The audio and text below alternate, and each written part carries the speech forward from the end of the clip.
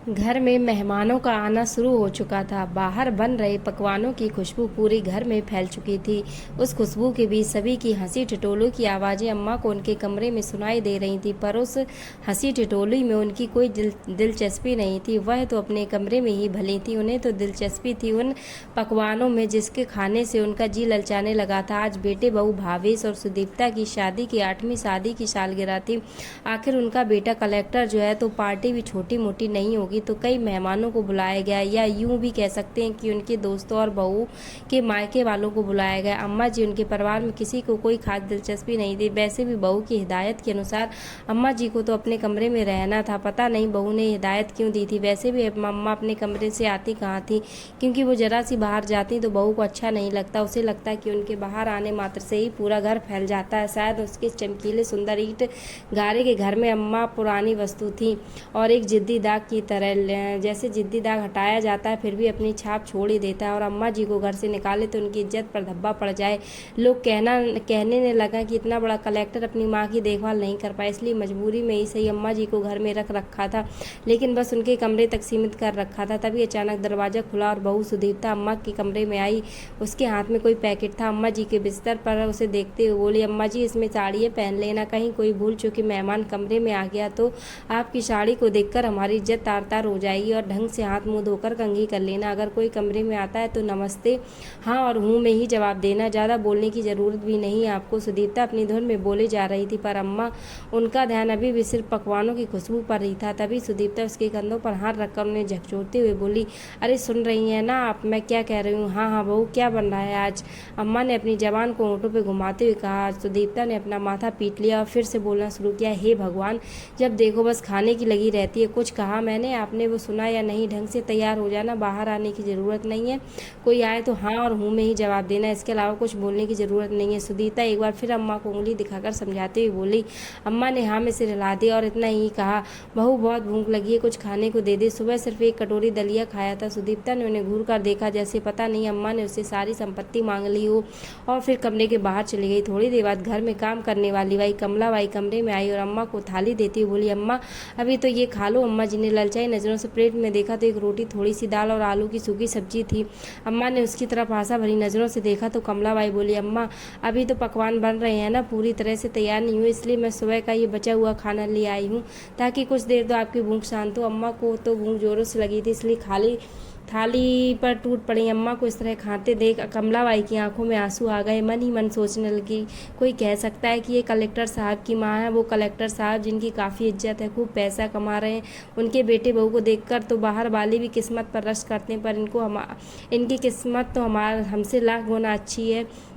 कम से कम हमारे घर में सारे काम करते हैं, फिर एक शाम का खाना एक साथ बैठकर तो खाते हैं। सोचते सोचते कमलाबाई फट अम्मा कमरे की सफाई करने लगी। वैसे अम्मा कमरे में ज़्यादा सामान नहीं था, पर उसने तुरंत ही व्यवस्थित कर दिया। 2 कुर्सियां लाकर रख दी ताकि कोई आए तो बैठने के लिए कुछ तो। तभी बाहर से सुदीप्ता की आवाज़ आई तो कमलाबाई बाहर आ गई। इधर अम्मा ने फटाफट थाली साफ कर डाली, पर भला एक रोटी से क्या, भूख तो अभी भी जोरों से लग रही थी, पर बोलती किसी मन मारकर थाली एक तरफ रखी, उठी और हाथ मुँह धोकर पैकेट में साड़ी निकाली। साड़ी बिल्कुल नहीं थी, उस पर टैग नहीं हटा था, पूरे 410 की साड़ी थी। उसे देखकर अम्मा खुश हो गई।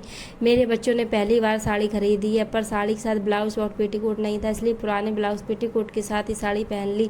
थोड़ी देर बाद सारे मेहमान इकट्ठे हो गए। केक काटने का वक्त आया। भावेश और सुदीप्ता केक काटने के लिए एक साथ आ गए। तभी भावेश के किसी दोस्त ने कहा, अरे भावेश, घर में आंटी जी भी तो है, उन्हें भी तो बुला, आखिर तुम्हारी ज़िंदगी का इतनी खुशी का दिन है तो यहाँ उन्हें होना चाहिए। उसकी बात सुनकर भावेश झेम गया। उसने सुदीप्ता की तरफ देखा तो सुदीप्ता बात बनाती बोली, अरे भैया बात ये है कि अम्मा जी की तबीयत ठीक नहीं रहती, इसलिए वो बाहर नहीं आई। उन्होंने खुद मना किया है कि मुझे परेशान मत करना, वरना हमारा तो बड़ा मन था उन्हें बाहर लाने का, उन्हीं के हाथों से केक कटवाने का। आखिर सबको अपनी बातों से संतुष्ट कर सुदीप्ता भावेश के साथ मिलकर केक काटा। इधर खाने पीने में सब लोग मशहूल हो गए। इतने में कमलाबाई ने एक प्लेट अम्मा के लिए खाना लगाया तो सुदीप्ता ने उसे डांटा, ये क्या कर रही हो कमला, यह प्लेट लेकर जा रही हूँ। कमला ने झेपते हुए कहा, मेम साहब अम्मा को भूख लग रही होगी, उन्होंने एक रोटी तो खाई थी, एक रोटी भी काफ़ी है तसल्ली के लिए है, उनकी तो उम्र हो चुकी है, उनका तो पेट ही भर गया होगा, ये प्लेट छोड़ जाकर तेरा अपना काम कर, माँ का मैं देख लूँगी। वहाँ पे मेहमान सिर पर खड़े तुझे अम्मा की पड़ी है।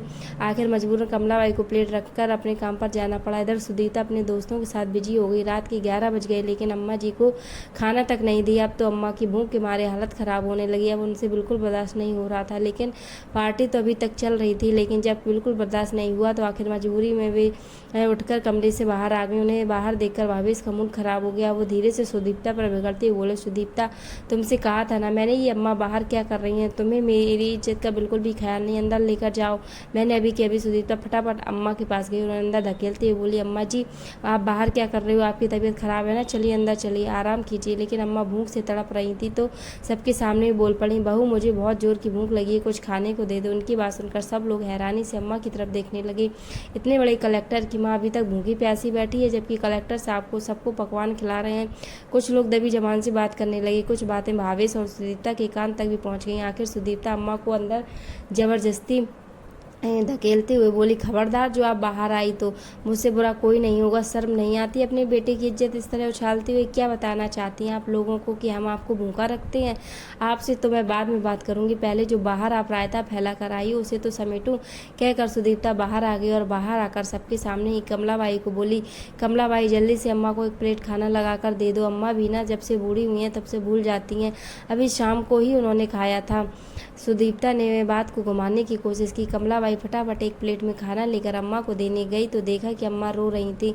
कमलाबाई को देखते ही अम्मा बोली, देख कमला, बहू ने कितनी जोर से धक्का मारा है, मुझे मेरे हाथ पर चोट लग गई। रोते रोते अम्मा ने अपनी चोट कमला को दिखाई जिससे खून रिस रहा था। कमला अम्मा के पास बैठते हुए बोली, काहे बर्दाश्त करती हो अम्मा जी, भला आपके पास क्या कमी है?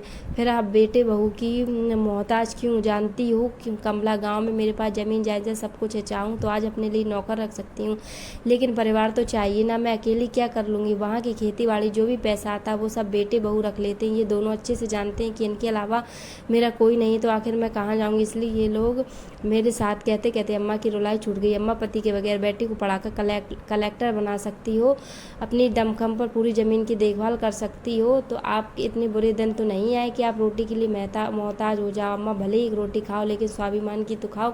इतने में बाहर से सुदीप्ता ने कमलाबाई को आवाज़ लगाई तो कमलाबाई फटाफट कमरे से बाहर चली गई। कमलाबाई की बात सुनकर अम्मा पर बहुत गहरा असर हुआ। काफ़ी देर आंखों में आंसू लिए वो उस खाने की प्लेट को देखती रही, लेकिन जोरों की भूख लगी होने के बावजूद भी उन्होंने उस प्लेट को छुआ तक नहीं। थोड़ी देर बाद कमलाबाई प्लेट लेने कमरे में आई तो देखा कि खाना ऐसे कि ऐसे रखा हुआ था। अम्मा बस छत की तरफ निहार रही थी। कमलाबाई ने पूछा, क्या हुआ अम्मा, आपने खाना नहीं खाया? नहीं चाहिए मुझे ये तिरस्कार की रोटी, ले जाए इसे वापस। कमलाबाई ने अम्मा को मनाने की कोशिश की लेकिन अम्मा ने खाना नहीं खाया। तब बाहर पार्टी भी खत्म हो चुकी थी। सुदीप्ता और भावेश कमरे में आ गए और आते ही अम्मा पर चिल्लाना शुरू कर दिया, क्या ज़रूरत थी आपको बाहर आने की? थोड़ा सा भी मेरी इज्जत का ख्याल नहीं था आपको सब कुछ मुफ्त में मिल रहा है तो कदर नहीं है। एक खाने के पीछे इतना बवाल कर दिया। लोग दबी जुबान कैसी बातें बना रहे थे, अगर ऐसा ही चलो तो आपको गाँव भेज देंगे, फिर रहना अकेले। इतने में सुदीप्ता की नज़र खाने पर पड़ी। लो, खाने के पीछे इतना हंगामा किया, वो प्लेट ऐसी भरी पड़ी है, खाना है तो खाइए, नहीं तो भगवान का नाम जपिए, मुझसे नहीं उठाए जाते आपकी नखरे। उसने भावेश की तरफ देखते हुए कहा, बस भावेश, बहुत हो चुका, मैं नहीं उठा सकती इनके नखरे, इनको वापस गांव भेज दो। ठीक है, मैं कल इन्हें गांव भेज देता हूँ, वहाँ अकेली रहेगी तो कल ठिकाने आ जाएगी। भावेश ने उसके हाँ में हाँ मिलाते हुए कहा और दोनों कमरे में बाहर आ गए। भावेश ने दूसरे दिन ही अम्मा को गांव भेज दिया। गांव आने के बाद अम्मा ने सबसे पहले अपने वकील को बुलाकर अपनी सारी ज़मीन जायदाद से भावेश को बेदखल कर दिया। वसीयत के अनुसार उनके मरने के बाद सारी प्रॉपर्टी ट्रस्ट को चली जाएगी, वो ट्रस्ट जो बुजुर्गों और अनाथ बच्चों के लिए काम करती थी। साथ ही बड़े से घर का आधा हिस्सा उन्होंने बच्चों की शिक्षा को दे दिया और आधे हिस्से में खुद रहने लगी। खेती बाड़ी के लिए नौकर आते ही थे, उनमें से एक को घर पे काम करने के लिए रख लिया। अब अम्मा स्वाभिमान और सुकून की रोटी खाती थी। साथ ही इस बार खेती बाड़ी से होने वाली इनकम को भावेश के पास न बेचकर उन्होंने अपने पास रख लिया। जब पैसा लेने भावेश और सुदीप्ता दोनों ही गाँव आते ही देखते घर के आधे हिस्से में बच्चे पढ़ाई कर रहे थे, इसलिए वो घर के दूसरे हिस्से की तरफ गए जहाँ अम्मा रहती थी और आते ही अम्मा से बोले, अम्मा ये घर में बच्चे पढ़ाई कैसे कर रहे हो? इस घर में, इस खेतों में कोई कमाई नहीं हुई जो पैसा अकाउंट में नहीं डाला। उनकी बात सुनकर अम्मा ने कहा, घर का आधा हिस्सा मैंने बच्चों की शिक्षा के लिए दे दिया और रही बात कमाई की, तो हुई थी कमाई पूरे 7 लाख रुपए की।